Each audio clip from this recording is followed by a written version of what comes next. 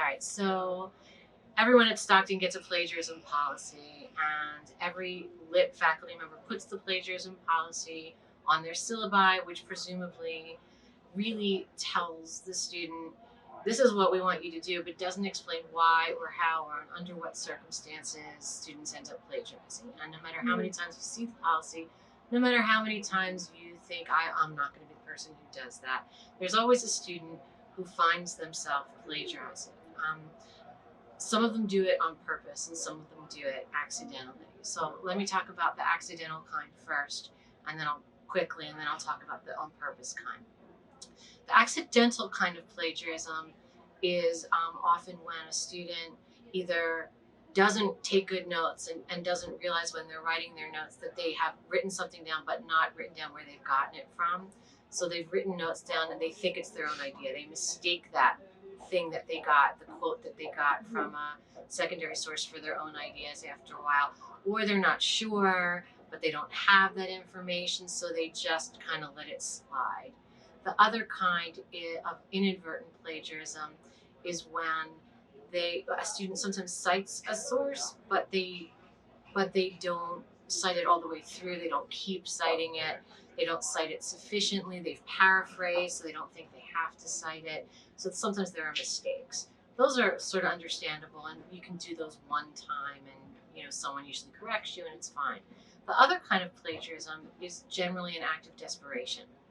So the kinds of plagiarism where someone has copied and pasted something off of Spark Notes or off of Pink Monkey Notes or off of Cliff Notes, the kinds of notes that you can find, or papers that have been written and posted on the internet, that usually comes because a person panics. You've run out of time. You've got an assignment, you've run out of time, you don't know if you're going to be able to turn something in, you don't want to turn something lousy in, you're worried about your grades, you've got a lot of projects to do at the same time, and so you hope that, not you, but the student hopes that the professor won't notice. So the first rule of thumb is the professor will notice. We always notice. We know what professional writing looks like, and we know what your writing looks like. It looks different. Even if you change the words, even if you fool around with the spacing, even if you mix it up a little bit, we can tell. So don't even think that that's not going to happen, because it is. We're going to figure it out. The way to avoid it, there's a couple ways to avoid it. Obviously, the best way to avoid it is not to do it. Just don't do it. The second way is to plan ahead.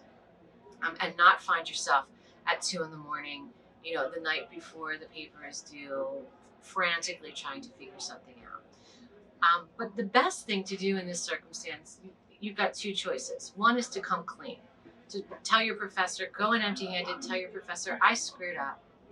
I have nothing. I need time. I need an extension. I need, help.